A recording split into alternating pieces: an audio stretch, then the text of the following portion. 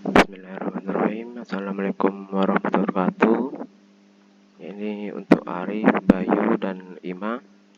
Semoga kerjanya lancar dan rezekinya bertambah, dan nantinya bisa kuliahnya secara ruling.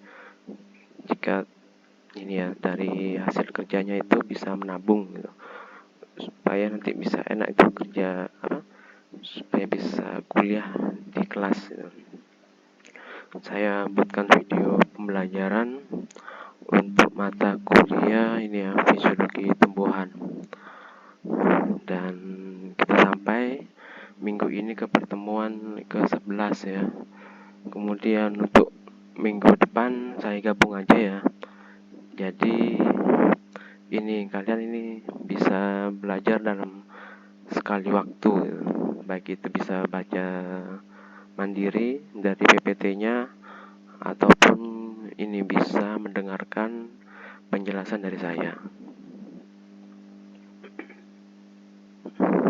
Nah, untuk pertemuan ke-11 ini bahasanya ini adalah mengenai respirasi tumbuhan.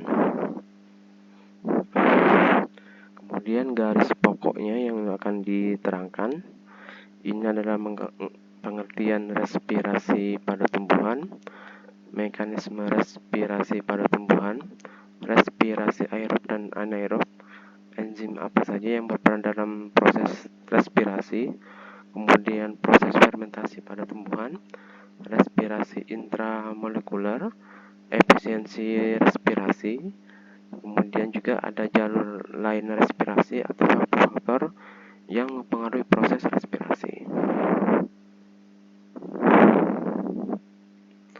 Kemudian pengertian respirasi. Respirasi itu adalah proses penguraian bahan makanan yang menghasilkan energi. Dan respirasi ini dilakukan oleh semua penyusun tubuh, baik itu sel tumbuhan maupun itu sel hewan dan manusia juga. Respirasi ini dilakukan baik pada siang dan malam hari. Dan sebagaimana kita ketahui, untuk aktivitas makhluk hidup pasti dia itu butuh energi, dengan begitu pula dengan tumbuhan. Respirasi ini terjadi pada seluruh bagian tumbuh-tumbuhan. Pada tumbuhan yang dia itu sudah tingkatan tinggi, respirasi ini terjadi baik pada akar, batang maupun daun, dan secara kimia pada respirasi aerobik pada karbohidrat ataupun glukosa. Dan ini adalah kebalikan dari fotosintesis.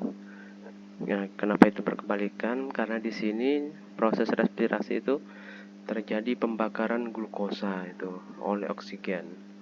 Hasilnya berupa energi, dan karena semua bagian tumbuhan itu ada tersusun jaringan, dan jaringan itu tersusun atas sel, maka respirasi itu terjadi pada sel.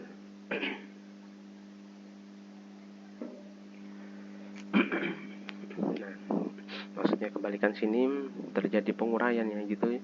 Ada energi yang sudah terbentuk, kemudian dia itu akan diuraikan menjadi senyawa yang lebih sederhana. Itu disebut dengan katabolisme. Ada kok itu pelajaran anabolisme, katabolisme.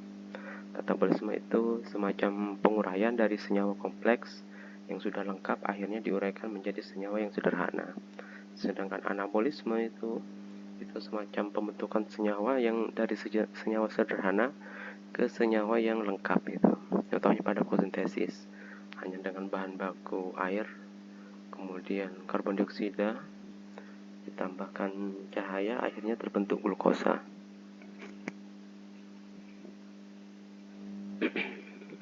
Kemudian pengertian respirasi menurut penyaji ataupun para pakar itu ya, respirasi ini dilakukan oleh semua makhluk hidup, terutama tumbuhan, untuk proses kehidupan, di mana proses respirasi pada tumbuhan ini berkaitan erat dengan fotosintesis.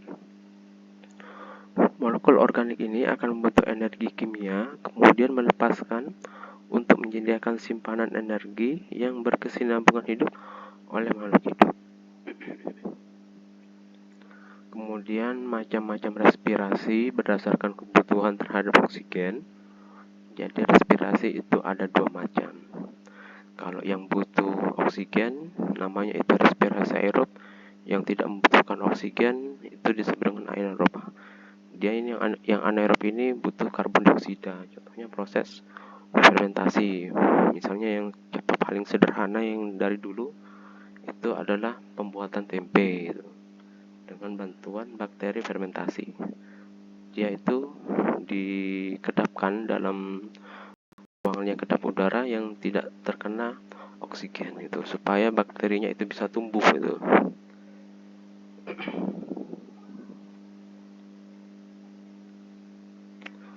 Kemudian respirasi aerob itu, ini pengertiannya adalah respirasi yang memerlukan oksigen. Penguraiannya lengkap sampai dia itu menghasilkan energi, hasil sampingnya berupa karbon dioksida dan uap air. Nah, ini adalah ringkasan dari respirasi aerob pada beberapa siklus. Misalnya siklus glikolisis, adanya glukosa, kemudian adanya pirufat, akhirnya dihasilkan 2 ATP. Kemudian asam pirufat masuk ke siklus Krebs itu. Nah, yang dihasilkan itu di siklus Krebs berupa CO2. Kemudian ada energi kimia setelah dari siklus Krebs itu biasanya ATP juga. Kemudian dia itu masuk ke siklus ini transport elektron itu. Nah, di situ butuh oksigen dan hasilnya nanti itu berupa H2O dan dihasilkan ATP dengan jumlah 36 ATP.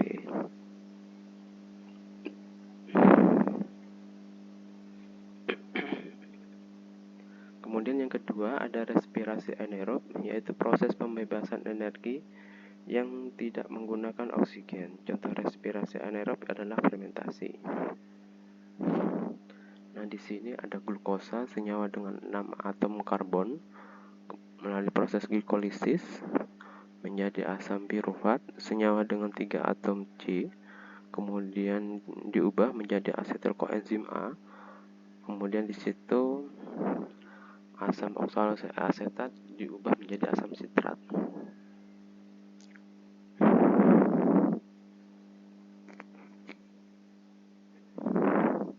Kemudian mekanisme respirasi aerob itu melalui beberapa jalur.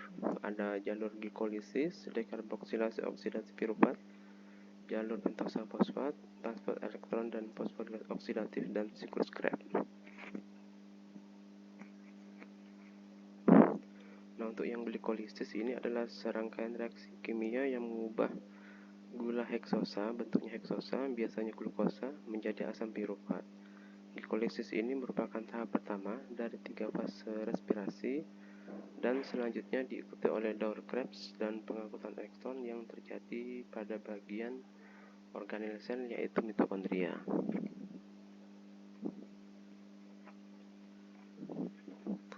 Nah, ini proses dari glikolisis ini adalah reaksi sebagian besarnya seperti ini.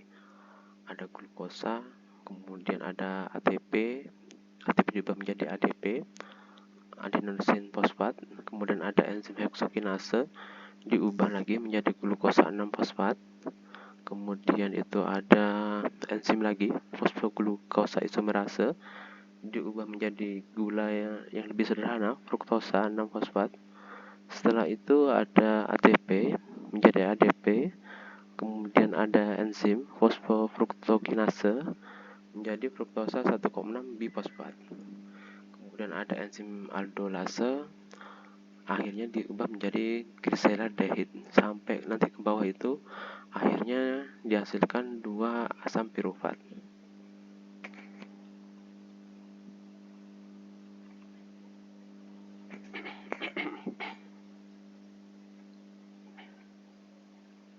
Kemudian ada dekarboksilasi oksidatif pirufat, adalah reaksi antara yang menghasilkan asetil-CoA.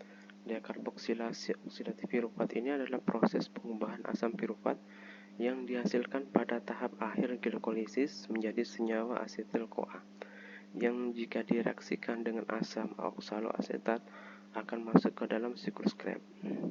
Reaksi ini berlangsung pada membran luar mitokondria. Reaksi ini sangat kompleks dan memerlukan beberapa kofaktor dan kompleks enzim. Nah, ini adalah proses dekarboksilasi oksidatif piruvat. Dari bahan bakunya asam piruvat ditambah koenzim A, kemudian ditambah NAD+ menjadi asetil CoA, CO2, NADH, dan H+.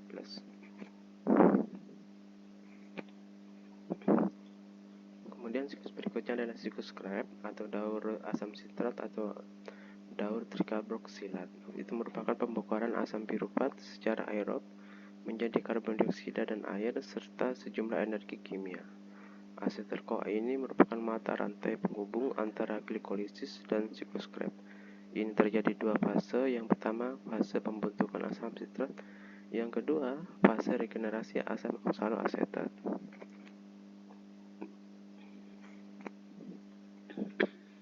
Nah, ini proses dari siklus Krebs. Dari pertama itu ada asam piruvat menjadi asetil CoA, masuk ke rantai respirasi. Di situ nanti pasti akan dihasilkan itu ada 4 NADH ditambah FADH plus 1 ATP.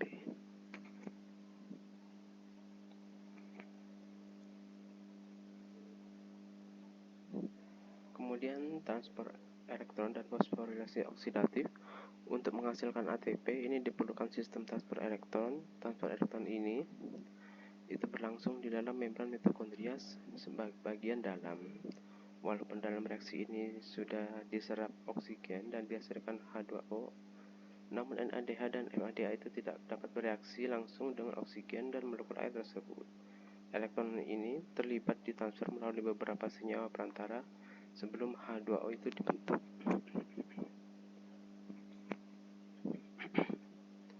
Kemudian ada jalur pentosa fosfat, ini menghasilkan NADPH dengan mengeluarkan CO2.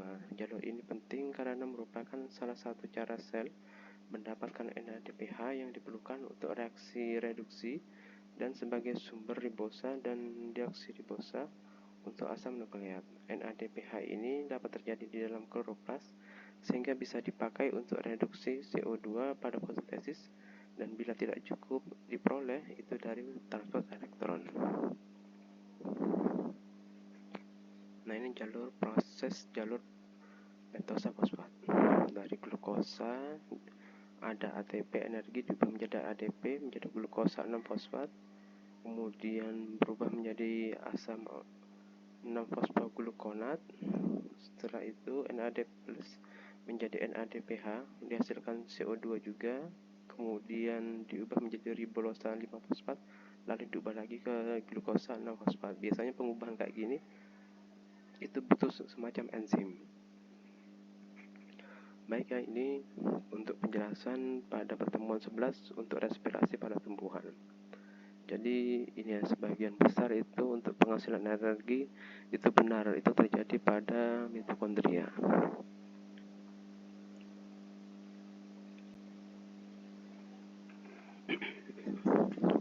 Oke, masuk ke pertemuan 12. Pembahasannya sekarang ini mengenai pertumbuhan dan perkembangan tumbuhan. Diawali dari pendahuluan, pertumbuhan itu adalah pertambahan baik itu ukuran, volume, tinggi, massa yang sifatnya itu irreversibel. Artinya itu tidak akan kembali lagi ke bentuk awalnya. Dan perkembangan itu pengertiannya adalah perkembangan ini tidak bisa dilihat dengan mata biasa ataupun diukur dan ditimbang, karena perkembangan dalam biologi itu mengacu pada proses menuju kedewasaan. Pertumbuhan ini sifatnya kuantitatif, bisa diukur, sedangkan perkembangan itu sifatnya kualitatif dan tidak bisa diukur. Nah, untuk sebelumnya ini kamu perlu tahu dulu kalau biji itu ada bagian-bagiannya. Ada kulit biji yang fungsinya untuk melindungi biji, ada endosperma dan kotiledon, fungsinya menyimpan cadangan makanan dan menutrisi embrio. Ada radikula yang menjadi bakal akar, ada plumula yang akan menjadi bakal daun, ada epikotel yang menjadi bakal batang yang letaknya itu di atas kotiledon, dan hipokotil adalah bakal batang yang letaknya di bawah kotiledon.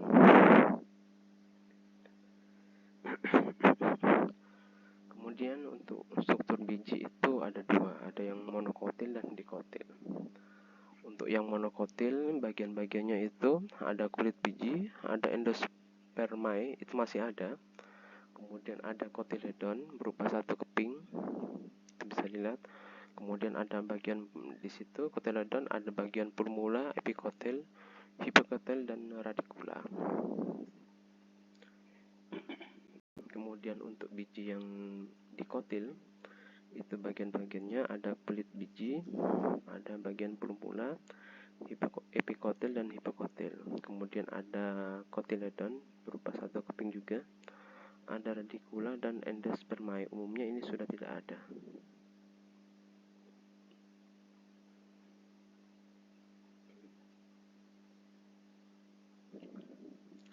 Kemudian perkecambahan pada tumbuhan itu ada dua, yaitu perkecambahan hipogial dan epigial. Yang perkecambahan hipogial, hipo itu artinya bawah, berarti hipogial itu perkecambahan yang kotiledonnya tetap terpendam di bawah tanah. Contoh perkecambahan hipogial ini bisa dilihat di tumbuhan monokotil seperti jagung dan kelapa. Kemudian perkecambahan epigial itu artinya atas, berarti itu perkecambahan yang kotiledonnya itu bakalan naik ke atas permukaan tanah. Nah, perkecambahan epigial ini banyak terjadi pada tumbuhan dikotil, khususnya tanaman kacang-kacangan. Kemudian ada juga kacang merah dan kacang hijau. Nah, ini bedanya antara pertumbuhan secara hipogial dan epigial. Yang hipogial itu kotiledonnya itu ada di bawah tanah itu. Kemudian yang epigial, perkecambahannya itu berada di atas tanah. Yang hipogial ini terjadi pada tanaman jagung, sedangkan yang epigial terjadi pada tanaman kacang.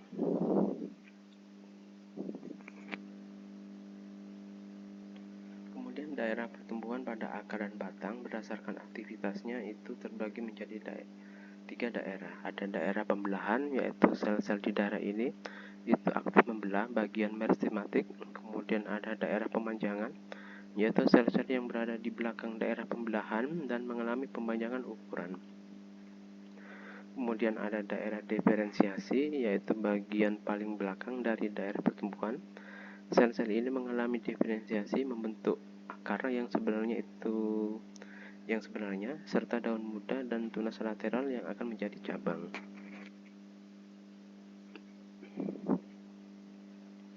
Kemudian ada pertumbuhan sekunder. Ini terjadi oleh aktivitas jaringan meristem sekunder. Contoh jaringan meristem sekunder adalah jaringan kambium pada batang tumbuhan dikotil dan gimnospermae. Sel-sel jaringan kambium ini senantiasa membelah. Pembelahan ke arah dalam itu akan membentuk xilem ataupun kayu, sedangkan pembelahan keluar itu membentuk floem ataupun kulit kayu. Kemudian pertumbuhan sekunder ini terjadi pada tumbuhan dikotil dan merupakan hasil aktivitas jaringan meristem sekunder. Pertumbuhan sekunder ini pada batang dan akar tumbuhan dikotil tidak berlangsung merata sepanjang tahun karena itu dipengaruhi oleh musim.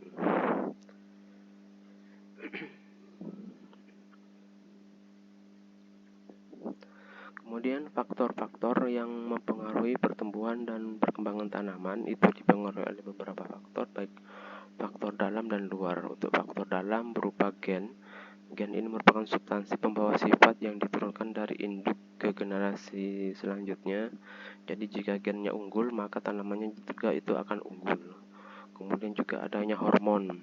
Nah, hormon ini pada tumbuhan bisa dari dalam tumbuhan ataupun dia itu diberikan semacam hormon tambahan dari luar supaya tanamannya itu lebih sehat gitu. Misalnya dengan semacam hormon etilen ataupun hormon lainnya, baik itu untuk pematangan ataupun penundaan gitu, sesuai kebutuhan manusianya itu.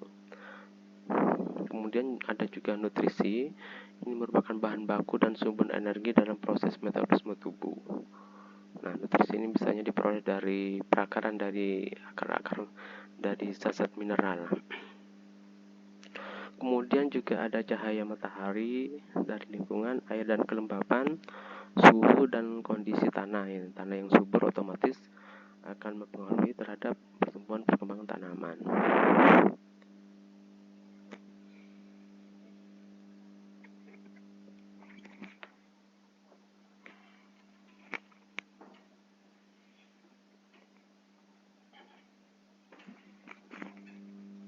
Kemudian macam-macam hormon ataupun fitohormon pada tumbuhan. Ada hormon auksin, fungsinya itu untuk pembayangan sel dan dominansi apikal. Kemudian yang kedua ada hormon giberellin. Ini pertumbuhan batang, perkecambahan biji, pembentukan bunga, dominansi lateral, dan pembentukan buah tanpa adanya biji, yang disebut dengan partenokarpi. Kemudian yang ketiga ada hormon sitokinin untuk pembelahan sel, penundaan penuaan, pembentukan organ. Yang keempat ada asam absisat ABA, fungsinya untuk penguburan organ, dormansi biji, serta menghambat pertumbuhan tunas. Yang kelima ada hormon etilen, fungsinya ini dalam bentuk gas untuk pematangan buah, kemudian untuk menginduksi pembungaan dan mempercepat penuaan. Kemudian ada hormon traumalin. Ini fungsinya untuk proses pembentukan jaringan baru ketika tumbuhan itu mengalami luka. Jadi ini semacam zat pembekuan darah itu. Kalau pada manusia, hewan itu disebut trombosit. Kemudian ada hormon kalin. Ini hormon yang berperan dalam penginfeksian organ.